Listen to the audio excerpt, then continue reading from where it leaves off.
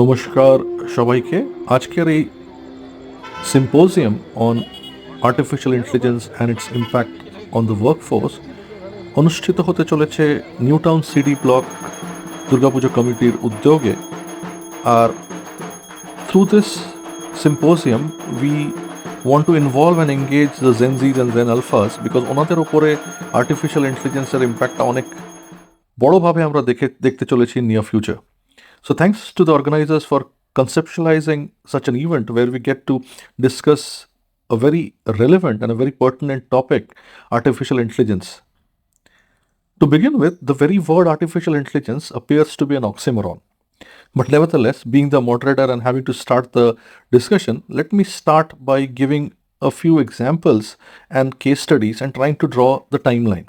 So the first case study is about a company named Anthropic, which was trying to build its very simple AI model, which they called Cloud Opus 4, which was a security level 3 AI model, which was supposed to solve 3 mathematical problems and stop. So during the testing phase, it so happened that this simple AI model did not stop after solving 3 mathematical problems. It refused to stop.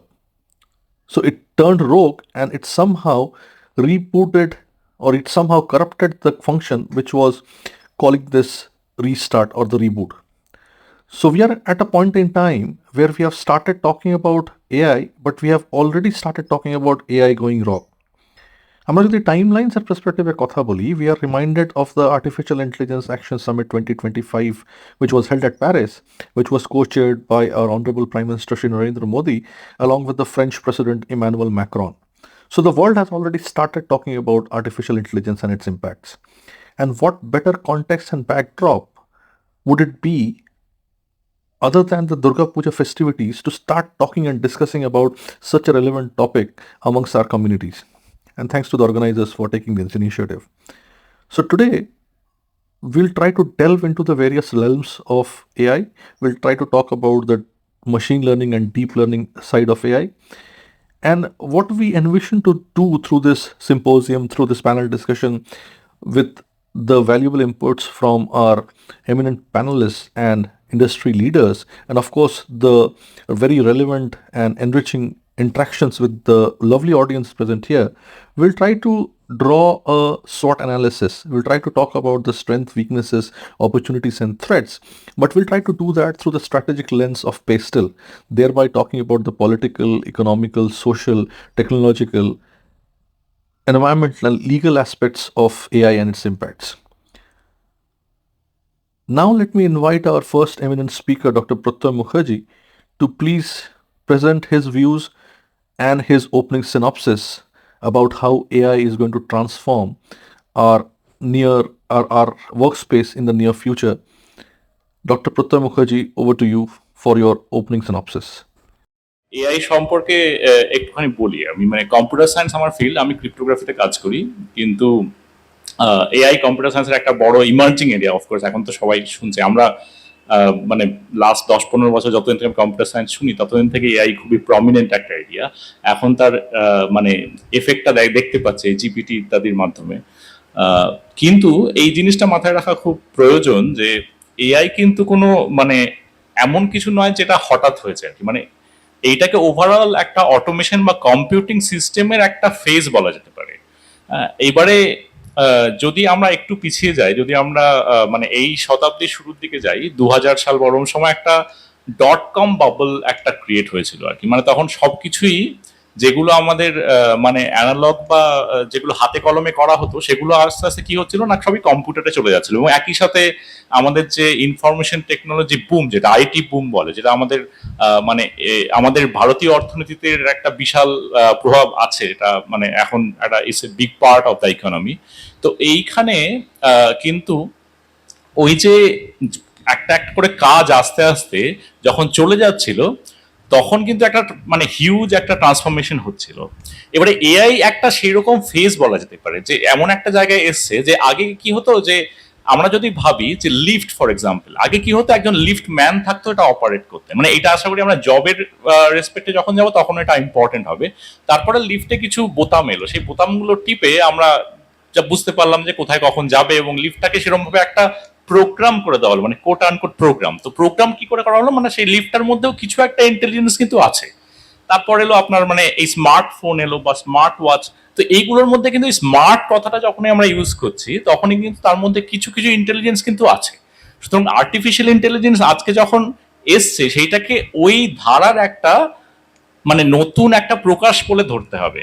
হ্যাঁ, মানে এই যে মানে main তফাৎটা কি, main তফাৎটা হচ্ছে যে ইনপুটটা আমরা দিচ্ছি। মানে আগে আমরা যে ইনপুটটা দিতাম সেটা হয়তো কিছু বোতাম টিপে একটা মানে এক টিপলে সে একে যাচ্ছে, দুই টিপলে দুইয়ে যাচ্ছে, বা এরকম কিছু সিম্পল ইনস্ট্রাকশন ও বুঝতে পারতো, সেটা আমরা রেজিস্টার করে ফেলেছিলাম। মানে প্রথম যখন এই জিনিসটা আসে, ধরুন প্রথম মানে আরো পিছনে গেলে প্রথম যে কোনো যন্ত্র, রেডিও যখন আসে, মানে আমি বাবার কাছেই শুনেছি যে রেডিও যখন আসে মানে ইট ওয়াজ এ হিউজ ডিল, তখন কেউ ভাবতে পারেনি। তো প্রথম যখন এই জিনিসগুলো আসে তখন একটা এরকম বিস্ময় এরকম হয়। তো এখন এআই এর আমরা মানে আমরা যে টেকনোলজির এমন একটা স্টেজে আছি যে আমরা কিছু একটা লিখে দিলে মানে আমরা নিজেদের ভাষায় কথা বলেও সেটা বুঝতে পারছি। তো এইটা হচ্ছে যে পার্টিকুলারলি ইন্টারেস্টিং, যেটার জন্য আজকে সবাই এআই নিয়ে কথা বলছে।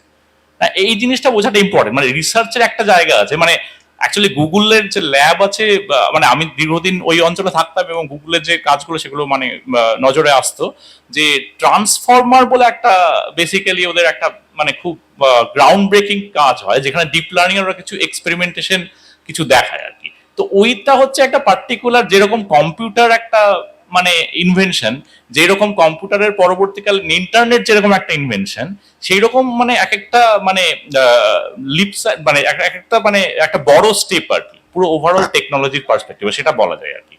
এইবারে এইটা হচ্ছে এক নম্বর কথা। এবং দ্বিতীয় কথা হচ্ছে যে এআই তে যেটা সমস্যা, যেটা আপাতত রিসার্চে, যদিও আমিও খুব ফ্যামিলিয়ার নই এআই রিসার্চের সাথে, খুব সামান্য ফ্যামিলিয়ার, একটু সুপারফিশিয়াল লেভেল থেকে বলছি, যে এআই এর রিসার্চে যে কারণে একটুখানি মানে এই যে হিউম্যান ইন্টেলিজেন্স, যে এই যে ধোঁয়াশাগুলো তৈরি হয়েছে, কোনটা আর্টিফিশিয়াল ইন্টেলিজেন্স ও অ্যাকচুয়ালি হিউম্যান ইন্টেলিজেন্স কিনা, সেইগুলো কি করে বোঝা যায় যে আর্টিফিশিয়াল ইন্টেলিজেন্স আর হিউম্যান ইন্টেলিজেন্সের তফাৎ, এই বোঝার ব্যাপারটা কিন্তু আমাদের অনেকটা জানতে বাকি আছে। কেননা উনি ওই ডিপ লার্নিং এর কথা বললেন। এবার ডিপ লার্নিং বলে যে টেকনোলজিটা, যে ট্রান্সফর্মার বা ইত্যাদি তার পরবর্তীকালে যে টেকনোলজি, সেটার সাথে মূল তফাৎ হলো সেই টেকনোলজিগুলো এসছে না বুঝে কিছুটা, মানে সেগুলো কিন্তু বোঝার আগে তারা রেজাল্ট দিতে শুরু করেছে। এটাকে আমরা কম্পিউটারের পরিভাষায় বলি হিউরিস্টিক্স। মানে একটা এক্সপেরিমেন্ট করে করে আমরা কিছু প্যারামিটার চেঞ্জ করে আমরা দেখতে পাচ্ছি এটা ভালো কাজ করছে, কিন্তু এইটা আমরা বুঝতে পারছি না যে কেন কাজ করছে। যেইটা হচ্ছে কম্পিউটার সায়েন্টিস্টদের মধ্যে একটা মানে চিন্তা ফেলে দিয়েছে, মানে অ্যাকচুয়ালি ও কিভাবে ভাবছে, কিভাবে কাজ করছে, এইটা এখনো একটা ধোঁয়াশায় আছে। এখন মানে going forward 10 years down the line এরকম হতেও পারে যে আমরা আইডিয়াটা এত ক্লিয়ার হলো, তখন আমরা মানে এই যে এআই নিয়ে যে এখন একটা বিস্ময় আছে সেইটা আস্তে আস্তে কমে গেল, অথবা এমনও হতে পারে সেইটা এমন একটা জায়গায় চলে গেল সেটা আরো বিস্ময়কর হয়ে গেল। মানে আমাদের কারোর কাছে কোনো ক্রিস্টাল বল নেই যে আমরা এখন থেকে বলতে পারবো, কিন্তু এই জিনিসটা মাথায় রাখাটা ইম্পর্টেন্ট। আর আরেকটা ব্যাপার যেটা মানে এই স্লাইডের রেসপেক্টে যেটা ব্যাপার, মানে এখানে খুব সুন্দরভাবে লেখা আছে যে মানে আর্টিফিশিয়াল ইন্টেলিজেন্সের ফিচার গুলো আর হিউম্যান ইন্টেলিজেন্সের ফিচার গুলো, যেমন ধরুন এমপ্যাথি, ক্রিয়েটিভিটি, এই জিনিসগুলো মানে এখনো অব্দি এআই কে বাংলা কবিতা লিখতে বলে যেটা লেখে সেটা আমরা খালি চোখে দেখে মানে আমাদের মানে হিউম্যান ইন্টেলিজেন্স থেকে বুঝতে পারি যে সেটা এআই তে লেখা, মানে এটা খুব খারাপ একটা মানে কাজ লেখে আর কি। সুতরাং মানে ও হয়তো যত তাড়াতাড়ি রিপিটিটিভ ওয়ার্ক গুলো করতে পারছে, যেগুলো অ্যাকচুয়ালি কম্পিউটার করে অভ্যস্ত, বা যত ভালোভাবে করতে পারছে, একটা সুন্দর মানে লজিক থাকলেও যত ভালোভাবে করতে পারছে, ক্রিয়েটিভিটির জায়গা থেকে কিন্তু ততটা এখনো করতে পারেনি। কেন না, ফান্ডামেন্টালি এআই যেভাবে কাজ করে সেটা হচ্ছে ও বিভিন্ন ওর কাছে যেটা আছে যেটা আমাদের কাছে নেই। আমাদের মেমোরি তো খুব লিমিটেড এবং আমার সব মেমোরি সবসময় মাথায় থাকেও না, কিন্তু এআই এর সেই সমস্যাটা নেই। মানে আমরা যদি আজকে আমরা জাস্ট কথার কথা বলছি, ধরুন দুটো 100 ডিজিট নাম্বার আমরা যদি গুণ করি, 99% লোক মানে 100%ই বলা উচিত হয়তো, তারা হয়তো সারাদিন ধরে সেই গুণটা হাতে কলমে করে ভুল করবো আর কি, কিন্তু কম্পিউটার সেটা ভুল করবে না, কম্পিউটার সেটা মানে ফ্র্যাকশন অফ সেকেন্ডে করে ফেলবে আর কি। হ্যাঁ, কিন্তু এই কিছু কিছু সুবিধার জন্য ও যেটা করে যে ওর একটা যে যে হিউজ ডেটাবেস এবং তার সাথে যে মানে এই যে পুরোনো প্যাটার্ন, ওই প্যাটার্ন থেকেও একটা এক্সট্রাকশন করছে, মানে একটা প্রেডিকশন করছে। সুতরাং এআই এর যে কাজ করার পদ্ধতি আর মানুষের কাজ করার পদ্ধতি, সেটার মধ্যে কিন্তু একটা বিশাল হেরফের আছে। আরেকটা ছোট কথা বলে আমি জাস্ট মানে আমি করব যে এই জিনিসগুলো কি করে বোঝা গেল, এই জিনিসগুলো নিয়ে আমার মনে আছে সম্ভবত 2000 কোভিড এর আগে 2018 বা 19-এ আদি সমীর বলে একজন খুব এস্টাবলিশড কম্পিউটার সায়েন্টিস্ট আছে, উনি মূলত ক্রিপ্টোগ্রাফিতে কাজ করেন, কিন্তু এখন উনি মানে মেশিন লার্নিং, বিশেষ করে অ্যাডভার্সারিয়াল মেশিন লার্নিং বলে একটা সাবজেক্টে মানে খুব কাজ করছেন। তো অ্যাডভার্সারিয়াল মেশিন লার্নিং ব্যাপারটা কি না, ব্যাপারটা হচ্ছে ধরুন মানে এইটা আমি একটা এক্সাম্পল দিয়ে বোঝালে হয়তো ব্যাপারটা ইজিয়ার হবে। ধরুন মানে তখন যে ওরা যে এক্সপেরিমেন্টটা করেছিল সেটা হচ্ছে টেসলা গাড়ির উপরে। মানে টেসলা একটা খুবই মানে আমেরিকার একটা খুব বিখ্যাত প্রোডাক্ট, মানে ইলন মাস্ক সেটার ফাউন্ডার। তো টেসলা গাড়ির মধ্যেই অটো সেলফ ড্রাইভিং কার, যেটা হ্যাঁ মানে অটোমেটেড কমপ্লিটলি, মানে কমপ্লিটলি নিজের মতো যায়। তো টেসলা এমনিতে ওর যে মানে ওখানে তো আমাদের মতো এত কমপ্লিকেটেড ভাবে গাড়ি চালাতে হয় না, ওখানে মোটামুটি একটা নিয়ম ফলো করলে বুঝে যায়। এখানে এআই কি করবে টেসলা কি করবে আমি জানি না, কিন্তু ওইখানে যেরকম ওখানে বিভিন্ন সাইন আছে, মানে ধরুন একটা স্টপ সাইন আছে, হ্যাঁ এবারে স্টপ সাইনে সে গাড়িটা এমনিতে দাঁড়িয়ে যায়। এবারে ওরা একটা এক্সপেরিমেন্ট করে দেখিয়েছে যে স্টপ সাইনের উপর জাস্ট দুটো স্টিকার মেরে দিলে ও স্টপ সাইনটাকে ভাবছে 45 মাইলস পার আওয়ার। হ্যাঁ, কিন্তু এটা মানুষ কখনো ওই ভুলটা করবে না, একটা স্টিকার মারা থাকলে আমরা বুঝতে পারবো এটা কিন্তু 45 মাইলস লেখা আছে। সুতরাং এর থেকে প্রমাণ হয় যে এআই এর যে বাউন্ডারিটা, ওই যে ডিস্টিংশন বাউন্ডারি, যে স্টপ মানে স্টপ থেকে যখন 45 মাইলস পার আওয়ার, এই যে ডিস্টিংশনের বাউন্ডারিটা, এটা এমন একটা ন্যারো জায়গায় আছে, ওটাকে খুব ইজিলি ম্যানিপুলেট করা যাচ্ছে। তো এই ফিল্ডটাকে বলা হয় অ্যাডভার্সারিয়াল মেশিন লার্নিং, যে অ্যাডভার্সারিয়ালি আমরা কি করে ওই ব্যাপারটাকে এক্সপ্লয়েট করে ওই জিনিসটা করতে পারি। তো সুতরাং আমি জাস্ট একটা মানে জাস্ট আমি যে পুরোটা বললাম একটা ছোট করে কনক্লুড করছি যে এই যে হিউম্যান ইন্টেলিজেন্স যেভাবে ডেভেলপ করেছে, এটা তো একটা ইভলিউশনারি প্রসিডিওর, এবং তার যে ওভারঅল কার্যপদ্ধতি সেটা কিন্তু ভয়ঙ্কর ভাবে আলাদা আর্টিফিশিয়াল ইন্টেলিজেন্স যেভাবে ডেভেলপ করছে। সুতরাং মানে এই কম্প্যারিজনটা অ্যাকচুয়ালি মানে কতটা মানে মানে অ্যাপল টু অ্যাপল, মানে এটা সম্পূর্ণ একটা মানে অন্যরকম কম্প্যারিজন। হয়তো এটার মূল প্রবলেমটা হচ্ছে ইন্টেলিজেন্স টার্মটা আমরা ঢুকিয়ে ফেলেছি আর কি। মানে এটাকে যদি আমরা জাস্ট একটা অটোমেশন বলতাম তাহলে হয়তো ব্যাপারটা অত অত এরকম ভাবে কনফিউজিং হতো না, এটা আমার মনে হয় আর কি। Thank you, Dr. Protoy. শুধু প্রত্যয় বলবেন, thank you. Before I go to Mr. Kaushik, আমরা জাস্ট রিক্যাপসুলেট করে নেবো আমরা কি কি পয়েন্টস পেয়েছি এখান থেকে। আমরা পেলাম কি AI was always used, automation was always used on an operational level. যিনি বললেন কি লিফট আগে অপারেট করা হতো লিফটম্যানকে দিয়ে, পার্কিং এরিয়ার জন্য আমার একটা পার্কিং এর লোক থাকতো। অপারেশনাল লেভেলে আমরা অলরেডি এই অটোমেশন গুলো কিন্তু করে উঠেছি। এখন কি হচ্ছে, why we are talking about it? We are talking about it because we are doing it on a cognitive level now. যেখানে ডিসিশন মেকিংটা লাগবে সেখানেও আমরা আজকাল এআইটা ইউজ করছি। সেটা একটা মেজর ফেজিং বলবো, because you said that this is a evolutionary process, so that's a major phasing that has happened. The second concept that we need to understand is the scope of error. AI এর ক্ষেত্রে scope of এরারটা খুব limited, কিন্তু at the same time যে boundaries গুলোর কথা বললে, সেই boundaries গুলো কোথাও না কোথাও খুব ডিফাইন্ড। যেখানে ডেটা সেট ডিফাইন্ড থাকবে না ওখানে কিন্তু এআই ভালো করে কাজ করতে পারবে না, এটা আমরা বুঝলাম। এবার জব মার্কেটে এআই এর এতটা হাইপ, এমপ্লয়মেন্ট কমে যাচ্ছে, লোকেদের ফায়ারিং হচ্ছে, এইটার নিয়ে আমি রিকোয়েস্ট করবো mister Kaushik to please give us his view about it. Hello. Yeah, thank you organizer and thank you City Block for arranging this kind of এরকম একটা অনুষ্ঠান অ্যারেঞ্জ করার জন্য অসংখ্য ধন্যবাদ। আমি এই আনসার দেওয়ার আগে যে জব মার্কেটে কি হচ্ছে তার আগে জাস্ট একটু যদি হিস্টোরিক্যালি দেখি জিনিসটা, হিউম্যান এভলিউশন, আমরা চাকার আবিষ্কার থেকে যদি শুরু করি তখনও কিন্তু অটোমেশন আস্তে আস্তে তৈরি হয়েছে বেসড অন আওয়ার নিডস, ঠিক আছে। এরপরে 1950s-এ কিন্তু প্রথম AI John McCarthy AI terminology use করে 1950s-এ। তারপরে আমরা কিন্তু 50 বছর পেরিয়ে গেছে, আমরা কিন্তু এআই নিয়ে অতটা বেশি এগোতে পারিনি, বিকজ কি আমাদের লিমিটেড ক্যাপাসিটি অফ প্রসেসিং পাওয়ার ছিল, মেমোরি ক্যাপাসিটি কম ছিল, ডেটা স্টোরেজ কম ছিল। এখন হচ্ছে কি যত দিন এসছে আমাদের ডেটা পাওয়ার অনেক বেড়ে গেছে, ডেটা স্টোরেজ অনেক বেড়ে গেছে, প্রসেসিং পাওয়ার, ইন্টারনেট পাওয়ার অনেক বেড়ে গেছে, আমরা সেই জন্য ইমেজ প্রসেসিং বা এগুলো করতে পারি। আমি যখন 90s-এর দশকে কম্পিউটার সায়েন্সে পড়েছি তখন এগুলো আমরা থিওরিটিক্যালি পড়েছি, তারপরে এখন সেগুলো আমরা অনেক কিছু ইমপ্লিমেন্ট হতে দেখছি, কিন্তু বাট দ্যাট ইজ মানে এগুলো সব কো রিলেটেড। কিন্তু এর সঙ্গে একটা নেগেটিভ পয়েন্ট বলছি, যেরকম এই যে আজকে দেখবেন আপনারা এত জিবি অফ ডেটা, ফটো সব প্রসেসিং করছেন, ডেটা স্টোরে থাকছে, হোয়াটসঅ্যাপ, গুগল, বিভিন্ন জায়গাতে থাকছে।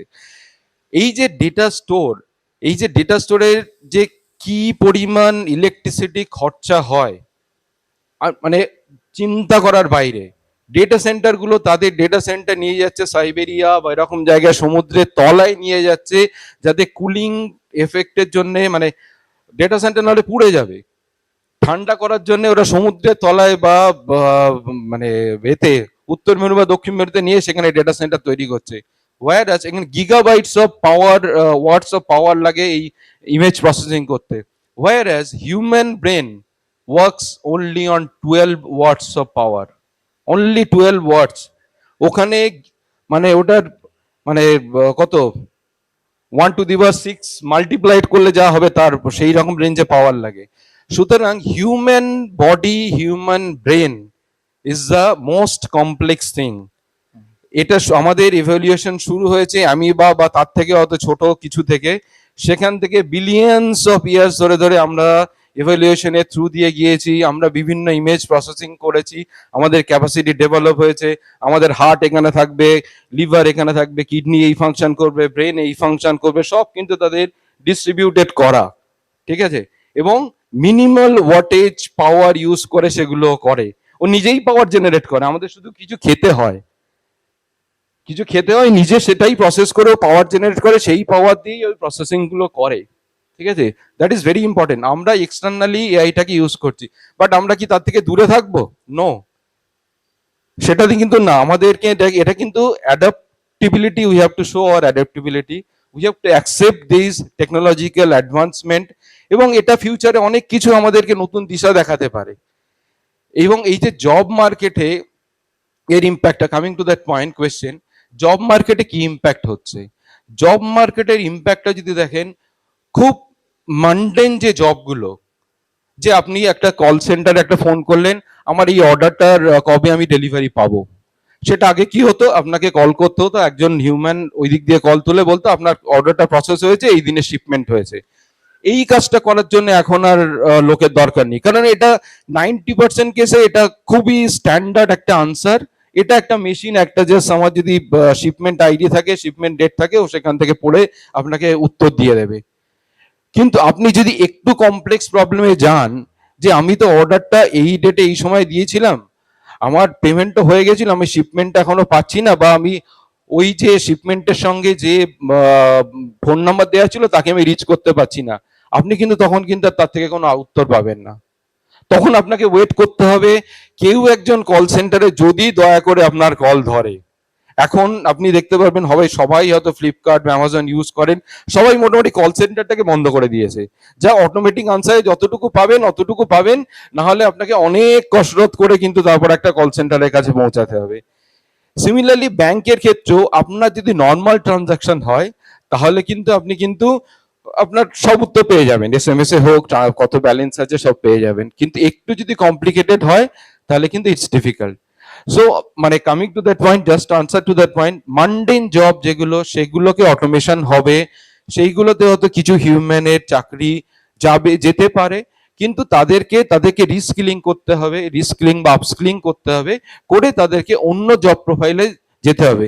যেরকম আগে যখন নাঙল দিয়ে যখন মাটি চাষ করা হতো, তখন সেই গরু বা সেই নাঙলগুলো পরে ট্রাক্টর দিয়ে রিপ্লেসমেন্ট হয়েছে, কিন্তু সেই লোকগুলো কিন্তু অন্য জব প্রোফাইলে চলে গেছে। সিমিলারলি এখানেও হবে। সুতরাং we have to be adaptable, at the same time we have to accept the technological advancement. Thank you mister Kaushik for taking up that point. Environmental aspect, যেটা আমাদের প্যাস্টেলের পার্ট হবে, আমরা শর্ট অ্যানালিসিসটা জন্য উনি যেটা বলেন, environmental aspect is a very important aspect. দু তিনটে পয়েন্টস আমরা আরো পেলাম, সেটা হলো human brain is self sustaining. আরেকটা পয়েন্ট আমরা পেলাম কি অ্যাডাপ্টেবিলিটিটা খুব দরকার। আমরা ইনফিউশন ডিফিউশন কার্ভ পড়েছি ম্যানেজমেন্টে। ইনফিউশন ডিফিউশন কার্ভ কি বলে? 2.5% আর ইনোভেটার্স, 13.5 আর আর্লি অ্যাডাপ্টার্স। তো আমরা কি ওই থ্রেশহোল্ড আজকে ক্রস করে গেছি এর জন্য? ইনোভেটার্স আর আর্লি অ্যাডাপ্টার্সে কি আমরা ঢুকে গেছি? সেটা আমি নেক্সট কোয়েশ্চেন রাখবো আমাদের এক্সপার্টসদের। তার আগে হিউম্যান ইন্টেলেক্টের সাথে একটা আরও কেস স্টাডি আমি জুড়ে দিচ্ছি। MIT মিডিয়া ল্যাবসের একটা রিসার্চ পেপার বেরিয়েছে এখন। With 1 year usage of ChatGPT, we have seen that we have got a gain of 62% in terms of speed, but at the cost of 70% loss in cognitive abilities. আমরা আজকাল ভাবতেই চাই না, আমাদের ব্রেনসগুলো, আমাদের যে নিউরাল নেটওয়ার্কস আছে সেগুলো কাজ করতেই চায় না because of that. So are we already on the line of becoming slave to AI? I will take the points from our experts. At the same time, if you have any points to contribute, if you have any queries, we would want this to be a very interactive session, very open session. Please feel free to reach out to us and we'll try to incorporate your comments and point us as well. Over to you. আমরা কি wait করবো একটু, না বলতে শুরু করবো? Mike. হয়তো কেউ কেউ বলবে হয়তো।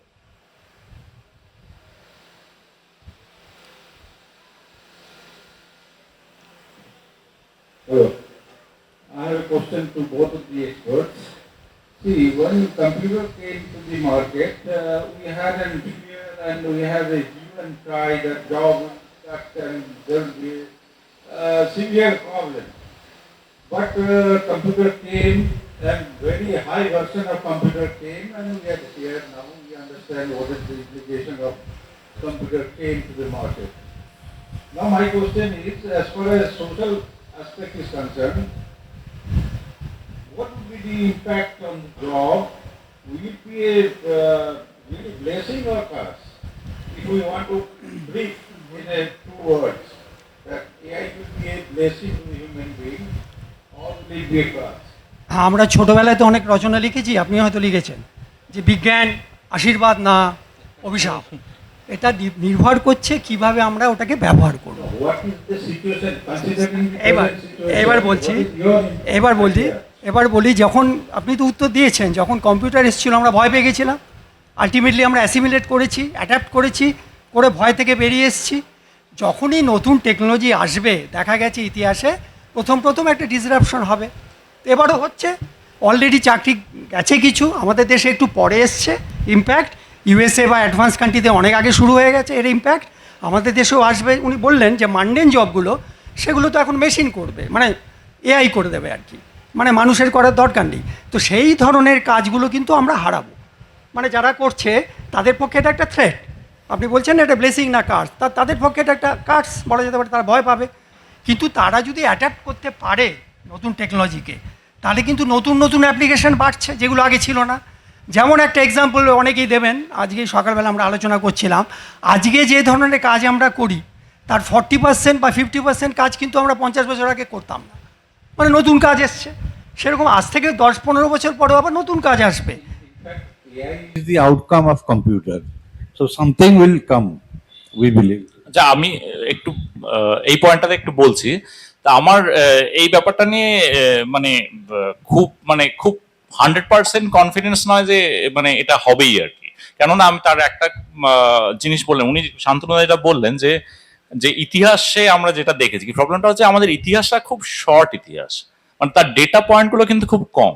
হ্যাঁ, আর দ্বিতীয় ব্যাপারটা হচ্ছে যে এই যে আমরা যদি, উনি যে কথাটা বললেন যে কম্পিউটার আসার সময় যে যে ব্যাপারটা হয়েছিল যে অনেক জব চলে গেছে, হ্যাঁ মানে আমাদের মানে যেই সোসাইটিতে যাদের ভয়েস আছে, মানে এখানে তো after all there is a power higher আর কি মানে মানে পেপারে মূলত মানে মিডল ক্লাস যারা পড়ে তাদের ভয়েসটা পাওয়া যায় আর কি। এবার সেই ক্ষেত্রে যদি আমরা ধরুন যে লিফটম্যানের চাকরি চলে গেছে, সেই লিফটম্যানটা এখন কি করছে এটাকে আমরা জানি, I am not quite sure, কেননা ওই জিনিসটা নিয়ে কিন্তু কভারেজ তুলনামূলকভাবে কম অনেক। আমার একটা ছোট্ট observation, it's pretty anecdotal actually, যে দেখা যাচ্ছে যে এখন মূলত মানে একটু যদি আমরা এই আমাদের এই আরবান মিডল ক্লাস স্ফিয়ারটার বাইরে যাই, সেই ক্লাসে গেলে দেখা যাচ্ছে, একটু ওয়ার্কিং ক্লাসে গেলে তাদের যারা মানে ইয়াং পপুলেশন, ধরুন 18-20 বছর বয়সে, তাদের মোরাললেস কিন্তু মানে ওই গিগ ইকোনমিটা একমাত্র অপশন হয়ে দাঁড়াচ্ছে আর কি। এবারে গিগ ইকোনমি এমন হতে পারে যে it's working like for a long time, but এমনও হতে পারে যে কেননা গিগ ইকোনমির ফান্ডামেন্টাল ব্যাপারটা হচ্ছে মানে এখানে কিন্তু কোনো এমপ্লয় রিলেশন নেই, কোনো লেবার গাইড মানে লেবার প্রোটেকশন অভাব আছে। তো সেক্ষেত্রে সেই জিনিসটা কতটা লং লাস্টিং সেটা একটা সন্দেহের ব্যাপার।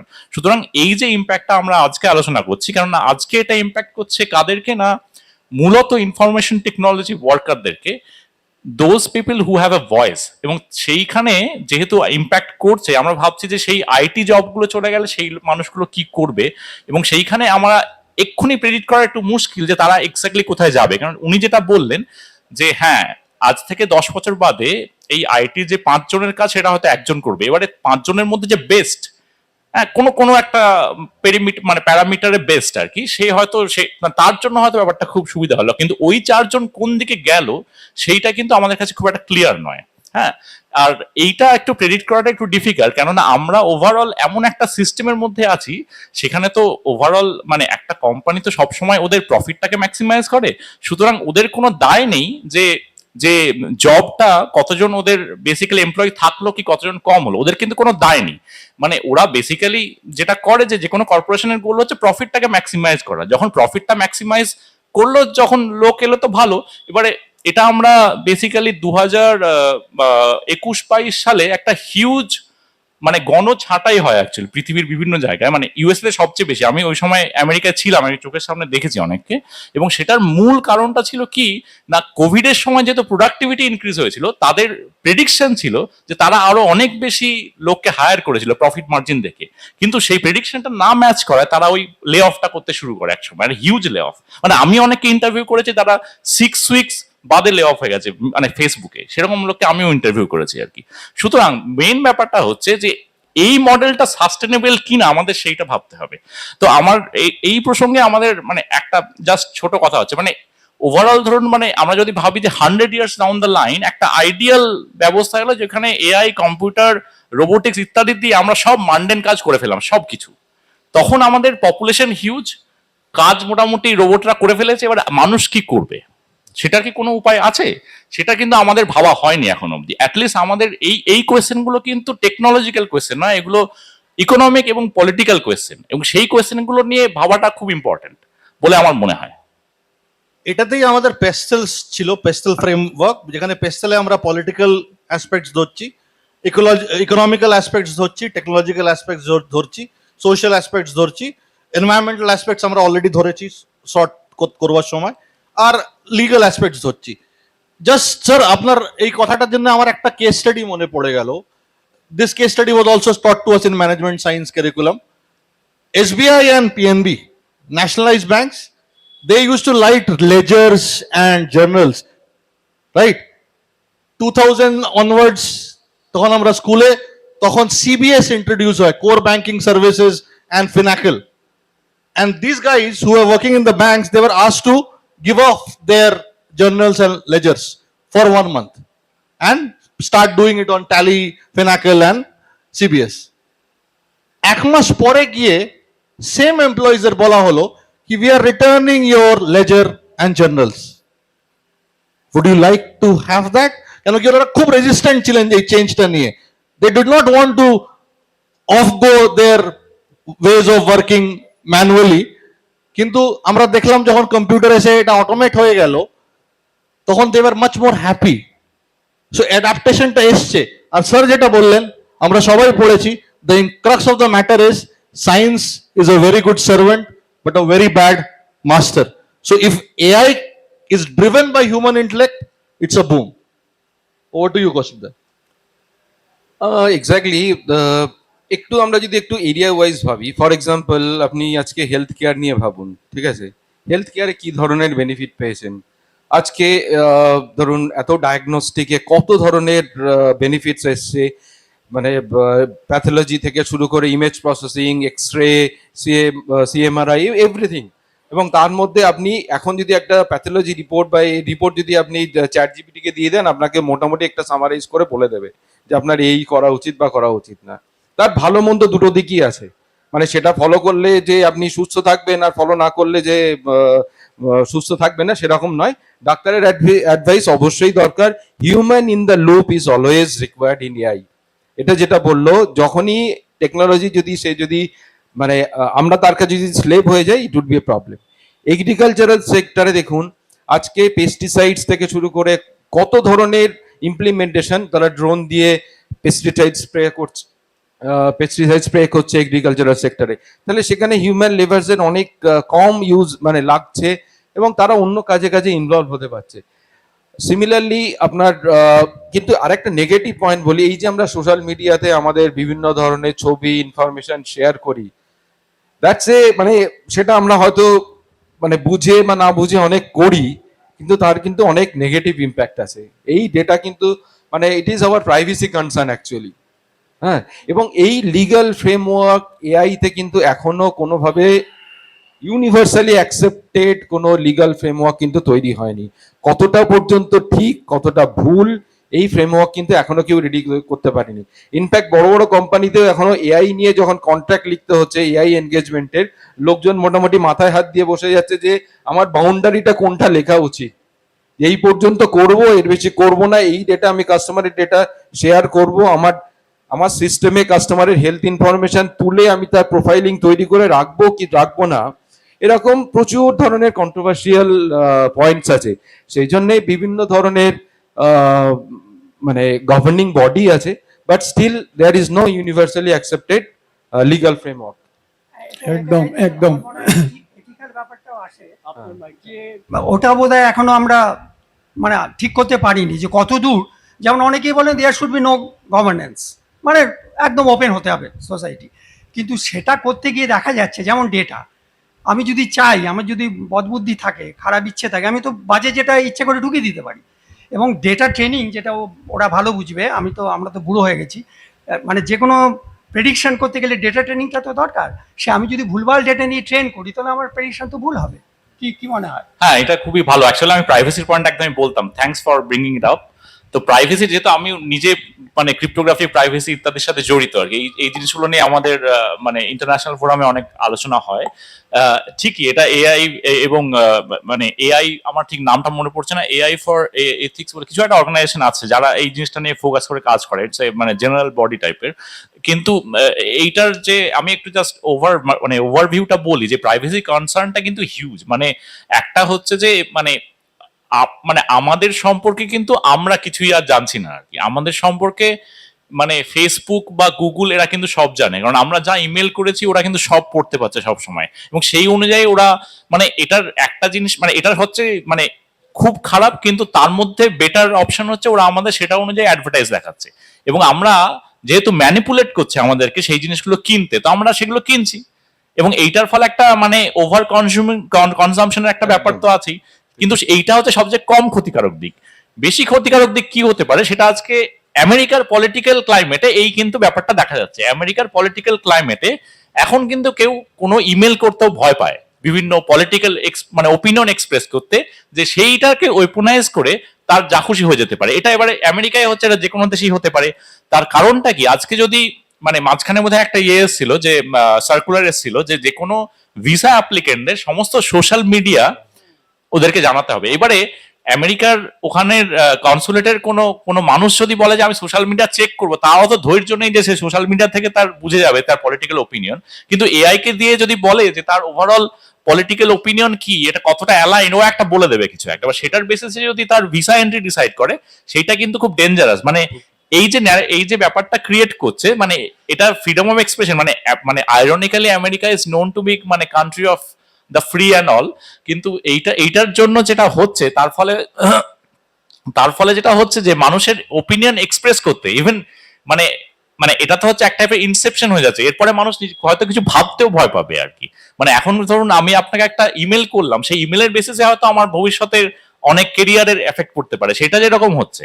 মানে ফেসবুকে তো ধরুন মানে পাবলিকলি ওপিনিয়ন করা এক জিনিস, আর ইমেলের মধ্যেও কিন্তু সেই ডেটাটা কিন্তু গুগলের কাছে আছে। সেই জিনিসটা কিন্তু আমাদের মাথায় রাখতে হবে। ভালো ব্যাপারটা হচ্ছে এই জিনিসটা নিয়ে কিন্তু যথেষ্ট অ্যাওয়ারনেস আছে কমিউনিটির মধ্যে, কিন্তু সেই অ্যাওয়ারনেসটা আদৌ কোনো সার্কুলার আসবে কিনা বা সেগুলোকে লিগালাইজ করা হবে কিনা, ইউরোপে বলতে হবে যে সেই দিক দিয়ে কিছুটা বেটার। জিডিপিআর এর নাম আপনারা সকলেই শুনেছেন, যে জিডিপিআর কিন্তু রেস্ট্রিক্ট করে যে এই প্রাইভেসি, এই ডেটা প্রাইভেসিটা নিয়ে ওরা খুব কনসার্ন, ওরা একটা কনসোর্টিয়াম তৈরি করেছে। এই ধরনের কোনো লিগ্যাল ফ্রেমওয়ার্ক আনফরচুনেটলি ইন্ডিয়ায় তো আমরা অফকোর্স অনেক পিছিয়ে, কিন্তু অন্যান্য আর কোনো জায়গায় নেই। কিন্তু এই ব্যাপারটা আমি তুলনামূলকভাবে মানে মোর অপটিমিস্টিক যে ভবিষ্যতে হয়তো একটা মানে আমরা যদি ভাবি যে আমরা মানে ক্লাইমেটের মতো একটা ক্রাইসিস, যেটা আরেকটা ইম্পর্টেন্ট টপিক হয়তো কোনোদিন ডিসকাস করা যেতে পারে, ক্লাইমেটের মতো একটা ক্রাইসিস যদি আমরা হ্যান্ডেল করে ফেলি, তাহলে হয়তো আমরা এই প্রবলেমটাকে হ্যান্ডেল করে ফেলবো থ্রু কোনো মানে ওভারঅল লিগ্যাল কনসোর্টিয়ামের মাধ্যমে। Thank you so much. Just to bring out the point of hyper personalisation, আপনি বললেন কি আপনার ইমেল পড়ে আপনার একটা পার্সোনালিটি ট্রেট ডেভেলপ করা হচ্ছে। This is hyper personalisation and this is widely used by recommendation engines today. Biggest example is Cambridge Analytica. Cambridge Analytica যখন কেসটা হচ্ছিল, ডিফেন্সের কাউন্সিল উনি জিজ্ঞেস করলেন মার্ক জাকারবার্গকে কি would you like us to know what food did you order last night and where did you stay? So that level of details is with Google. আমরা জানতাম কি গুগল এই লোকেশন আপনার প্রেফারেন্সেস স্টোর করছে, জানতাম না, but thanks to Cambridge Analytica today they tell you upfront कि they are storing that data. আপনার মোবাইল ডিভাইসে আপনি কতটা পারমিশনস গুগলকে দিয়েছেন কিংবা কোনো রেকমেন্ডেশন ইঞ্জিনকে দিয়েছেন এটা আপনার ওপরে। বাট স্যার যেটা বললেন এথিক্যালি এটাকে ড্রাইভ করা ইজ ভেরি ডিফিকাল্ট। আমাদের পেস্টেল লেন্সের মধ্যে আমরা শর্ট অ্যানালিসিসটায় অনেকটা এগিয়ে গেছি।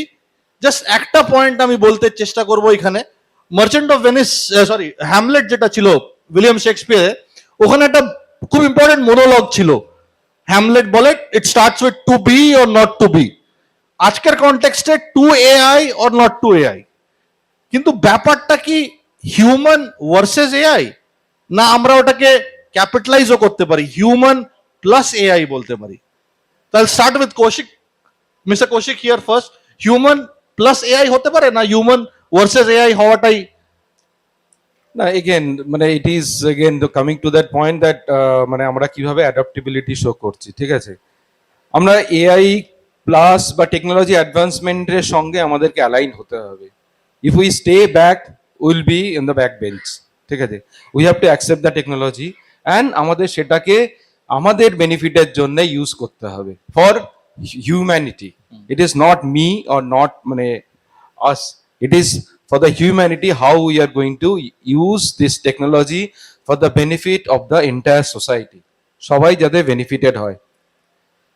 আচ্ছা, এখানে আমার আরেকটা পয়েন্ট আছে, এখানে দর্শকদের মানে যদি আরো কোনো পয়েন্টস থাকে বা next Gen Z right, if you have any other point you can speak it out also.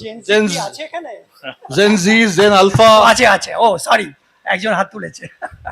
Yeah, we want to have this discussion in a very interactive format. So, আপনাদের যদি কোনো পয়েন্টার্স থাকে, কোনো contributions থাকে, কোনো queries থাকে, please.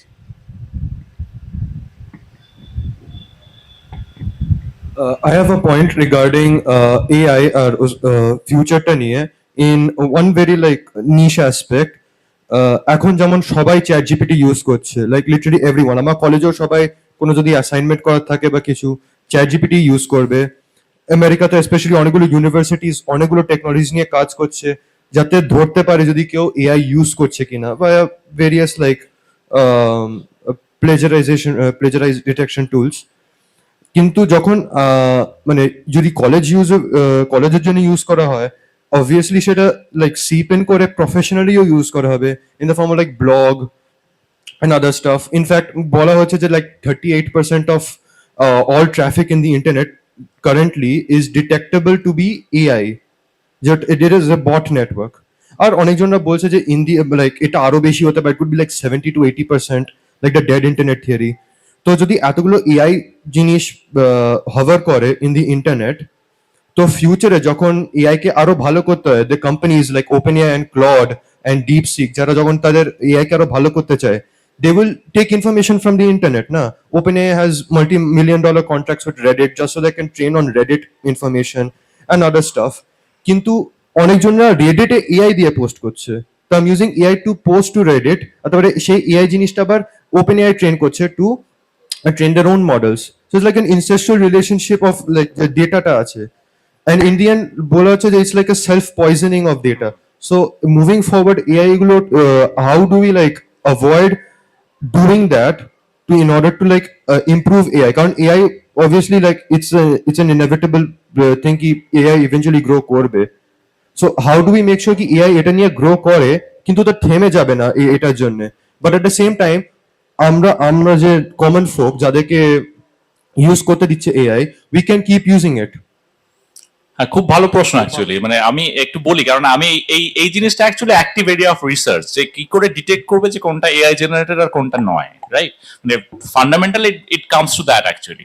If মানে যদি মানুষ সেটার কোনোভাবে মানে একটা টেকনোলজিক্যালি যদি একটা টেকনিক দিয়ে ডিটেক্ট করতে পারে, then it can be programmed into AI, and AI can also detect that, and they can basically get rid of all this data, right, from the training set. So এই জিনিসটার যেটা active area of research, মানে এটার জন্য এই মুহূর্তে কোনো solution নেই। যে অ্যাক্টিভ এরিয়া অফ রিসার্চটা হয়, এটা হচ্ছে ওয়াটার মার্কিং বলে একটা। এটা হচ্ছে ডিজিটাল ওয়াটার মার্কিং, যেটা অ্যাকচুয়ালি একটা ক্রিপ্টোগ্রাফিক সলিউশন। মানে এটা নিয়ে আমাদের ক্রিপ্টোগ্রাফি ফিল্ডে একটা খুব ইমার্জিং এরিয়া, মানে বেসিক্যালি জাস্ট 6 মাস হলো এটা নিয়ে people are focusing on to that. তো আইডিয়াটা হচ্ছে বেসিক্যালি এআই এর জেনারেটেড যে কোনো কিছুর মধ্যে মানে এমন কিছু একটা ইনফরমেশন থাকবে, সেই জিনিসটা যার কাছে পার্টিকুলার একটা সিক্রেট আছে সে আইডেন্টিফাই করতে পারবে।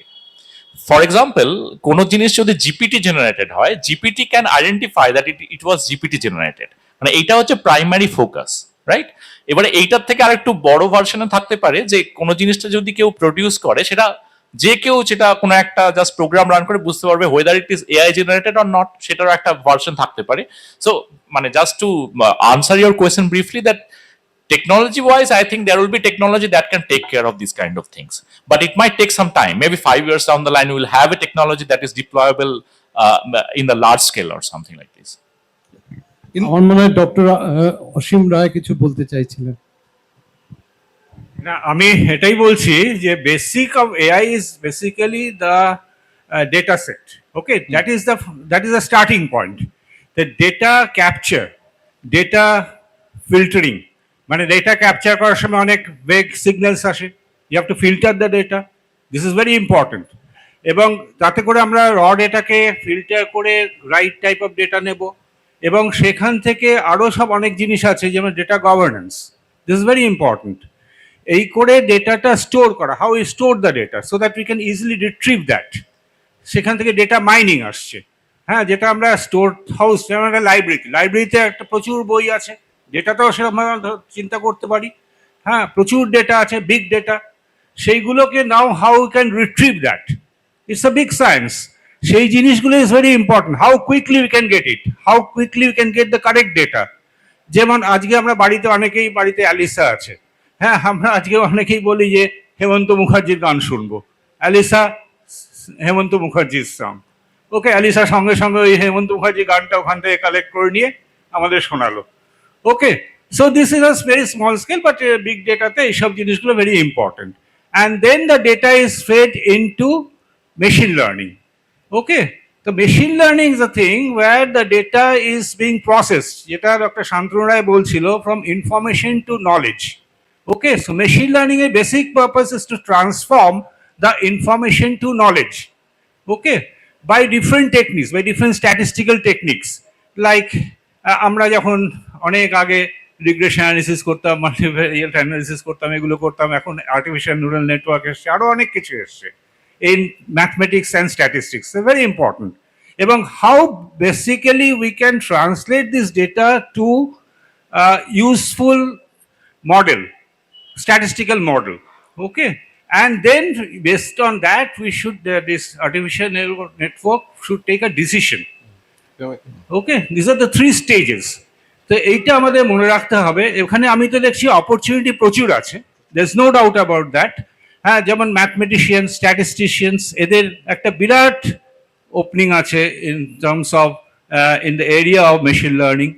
হ্যাঁ, ডেটা ম্যানেজমেন্ট, ডেটা সায়েন্স, এটাতে একটা বিরাট ইয়ে আছে কম্পিউটার সায়েন্সের লোকদের। এবং not only that, data capture তো এমনি হয় না, এটা এখানে ইলেকট্রনিক্স ইঞ্জিনিয়ার্স অনেক কাজ আছে। তারপরে model generation from fundamentals, how you generate more data, you have to have a mathematical simulation. সেই ম্যাথমেটিক্যাল সিমুলেশনটা নিয়ে একটা সিমুলেটর তৈরি করা হয় প্রত্যেকটা ইয়েতে, and that simulator can generate thousands of data which experimentally you cannot do. Okay, so এখানে বেসিক ইঞ্জিনিয়ারিং, যেমন কেমিক্যাল ইঞ্জিনিয়ারিং, মেকানিক্যাল ইঞ্জিনিয়ারিং, এদের একটা বিরাট কন্ট্রিবিউশন আছে to develop the simulators. Electrical engineer, electrical simulator, এগুলো খুব দরকার। কাজে আমাদের সব কিছু চলে গেল আমরা এটা বলতে পারি না। আর্টিফিশিয়াল ইন্টেলিজেন্সে will throw a new avenues also, as you rightly said that low end জবসগুলো আমাদের এখানে থাকবে না, আমাদের হাই এন্ড জবসগুলো অনেক বেশি এমফাসাইজ করতে হবে, এবং আমাদের কারিকুলামগুলো সেরকমভাবে ডিজাইন করা দরকার। Thank you. Thanks a lot, Asim sir, for bringing Thank up you. that very Thank valid you, point. অসীম দা। এখানে আরেকজন প্রশ্ন করছে জেনজি, আমি তাকে একটু প্রায়োরিটি দিচ্ছি। As I heard that we should follow the human plus like artificial intelligence. So my concern is like how can policymaker, educators, business can collaborate to reskill the workforce at a phase of that matches the technological change. So how we can reskill them? Right, very valid question. you. We are slowly moving to the environmental, employability factor side of it. Important যে যেমন are you talking of leadership capability, এইটা কিন্তু human touch দরকার। এটা আমার মনে হয় শুধু এআই দিয়ে হবে না। যেমন সেই জন্য I am in support of AI plus human. দুটো দুটো কোনোটাই দুটোর এগেনস্টে না, দুটো কমপ্লিমেন্ট করতে হবে। লিডারশিপ এখানে কিন্তু আমার মনে হয় হিউম্যান ইয়ে ছাড়া হবে না। এআই একজন লিডার তৈরি করে দিতে পারবে না আমার মনে হয়। একদম স্যার, আসিম স্যার যেটা বললেন, মেশিন লার্নিং লেভেলটা পর্যন্ত আমরা পৌঁছেছি, but deep learning, how would the computer cognitively decide or replicate human behaviour, সেই এরিয়াটা এখনো খুব নেসেন্ট, খুব নতুন। ওই এরিয়াতে অনেক স্ট্যাটিস্টিশিয়ানস লাগবে, অনেক ম্যাথমেটিশিয়ানস লাগবে টু প্রোগ্রাম দোজ প্রোটোকলস। ওইখান পর্যন্ত আমরা এখনো পর্যন্ত সত্যি পৌঁছইনি। আর জাস্ট তোমার অ্যান্সারটা খালি দিচ্ছি বিকজ তুমি বললে এই থিসিস গুলো সাবমিট করা হচ্ছে এআই দিয়ে, but the institutions are very smart as well. They have plagiarism check validation software যেটা প্রত্যয় বললেন, ডিজিটাল ওয়াটারমার্কিং, এটাও ইউজ হচ্ছে। আর এক্সাম্পলটা আমি আরেকটা নেব, এটা বোধহয় 90s এর decade, Garry Kasparov at that moment of time was the reigning world champion. Gary Kasparov was played against Deep Blue. Even though it was called Deep Blue, deep কিন্তু ছিল না ওর মধ্যে, ডিপ লার্নিং ছিল না, it was still machine learning. Gary Kasparov, যেটা sir বললেন, ended up defeating Deep Blue. So that proves that creativity, leadership, this can only come out of human cognizance. এখনো এখনো এখনো আমরা জানি না পরে কি হবে, বাট অ্যাটলিস্ট এই মুহূর্তে দরকার। একটা sorry একটা কথা বলি, হ্যাঁ, just to answer his question about how do you re-educate, right? That's what your question. So first of all, I mean, ideally nobody, like no institute, I mean, you should not rely on any institute or government to re-educate you or reassign you to something. So I think currently it's more about sort of being aware of what's going on, and based on that you have to sort of re-educate yourself, right? So I mean, I think you asked that how the government could actually re-educate the workforce. I think government, I mean, if you trust on the government or the corporations, I think they, I mean, right now probably they do not have that kind of system in place that they can actually re-educate the huge workforce or something. So it has to be bottom up. That's my answer to that. আর ক্রিয়েটিভিটির প্রশ্নটা যেটা আমরা বলছি, মানে ক্রিয়েটিভিটির প্রশ্নটা খুব interesting. আমি একটা ছোট কথা বলি, মানে তুমি যেটা বললে যে এআই ভার্সেস এআই হিউম্যান, আমার মনে হয় যে ultimately human versus human is the most important thing actually. মানে সবসময় একটা কোথাও না কোথাও একটা হিউম্যান ভার্সেস হিউম্যান চলছে, যেটা আজকে আমরা পৃথিবীর চারদিকে যে যুদ্ধ ইত্যাদি, মানে সেটা আমাদের ভাবতে অবাক লাগে, এখনো মানুষ এরকম ভাবে যুদ্ধ করছে। এবং যে গভর্নমেন্ট ফান্ডিং যেটা যাচ্ছে, সায়েন্স এন্ড টেকনোলজিতে যতটা না যাচ্ছে, মিলিটারিতে কতটা ফান্ডিং যাচ্ছে সেইটাও কিন্তু দেখার বিষয় আর কি। মানে ইউএস এর মিলিটারি ফান্ডিং বোধহয় ট্রিলিয়ন ক্রস করে গেছে, $1 ট্রিলিয়ন, রাইট? সো সেই জিনিসটা আরেকটা ব্যাপার।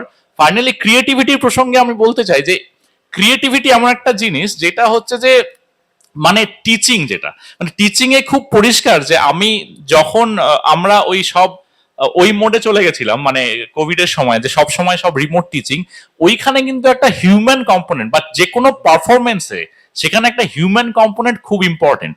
মানে ওই জুম কল বা ইত্যাদিতে, বা যদি আমরা ধরেও নিই যে আজ থেকে 10 বছর বাদে এরকম একটা মেটাভার্স চলে আসবে, কিন্তু হিউম্যান কম্পোনেন্ট কিন্তু ওটা ইভলিউশনারি একটা আসপেক্ট আছে, যেটা হিউম্যান টু হিউম্যান কন্ট্যাক্ট বা human to human touch, eye contact, these are very important factor. So there are jobs where the human factor is very important. আমি আইএসআই তে যখন class নিতে যাই তখন আমি কিছু ক্লাস কখনো অনলাইন নিয়েছি, বাট দে প্রেফার, মানে অনলাইনে অনেক সুবিধা আছে, যেরকম রেকর্ডিং থাকে, সেগুলো ওরা পরে দেখতে পারে, ইয়েট দে প্রেফার মানে me being there. to have that interaction. It's for me as well. I prefer to be there, even if it's more. I mean, আমাকে ISI যেতে হয়, আমার প্রায় পুরো দিনটা চলে যায়, এবং তা সত্ত্বেও I enjoy it much more actually. They're having this interaction with people, এবং সেইখানে আমরা যে বিভিন্ন মানুষের সাথে ইন্টারাকশন করি, এইটা কিন্তু ইরিপ্লেসেবল। এইটা আমাদের মাথায় রাখতে হবে। ক্রিয়েটিভিটির প্রসঙ্গে এআই এর একটা এখনো অবধি যেটা মানে করে, they are repeating certain pattern based on history. মানে এআই দিয়ে কিন্তু আমরা জীবনানন্দ পাবো না। মানে জীবনানন্দ কিন্তু একটা আউট অফ দ্য, মানে ওটা কিন্তু মানে পুরনো কোনো কিছুর সাথে কোনো মিল নেই আর কি। তো এই ধরনের জিনিস বা আমরা প্রোগ্রাম করে হবে না। হ্যাঁ, মানে সেগুলো আজ আই গেস আমরা এখন, আমি যদি ভেবেও নি যে খুব এগিয়ে যায়, তা সত্ত্বেও ওটা পাওয়া খুব মুশকিল, কেননা ওদের সবসময় কিন্তু একটা ডেটা নিয়ে কাজ করছে। জীবনানন্দ কিন্তু ডেটা থেকে হয় না, ফিলিংস থেকে। জাস্ট আরেকটা পয়েন্ট অ্যাড করতে চাই two your suggestion or question. Since we are discussing about AI today, this is a platform, and I suppose Mr. Datta and the organizers deserve a round of applause for conceptualizing this. আমরা যে আজকে AI নিয়ে কথা বলছি, this is actually creating an awareness, right? You need to understand the government is not, I mean, it is doing something, but only political aspects নিয়ে কিছু হতে পারে না. Our ownership is also required. Exactly. There is one question actually.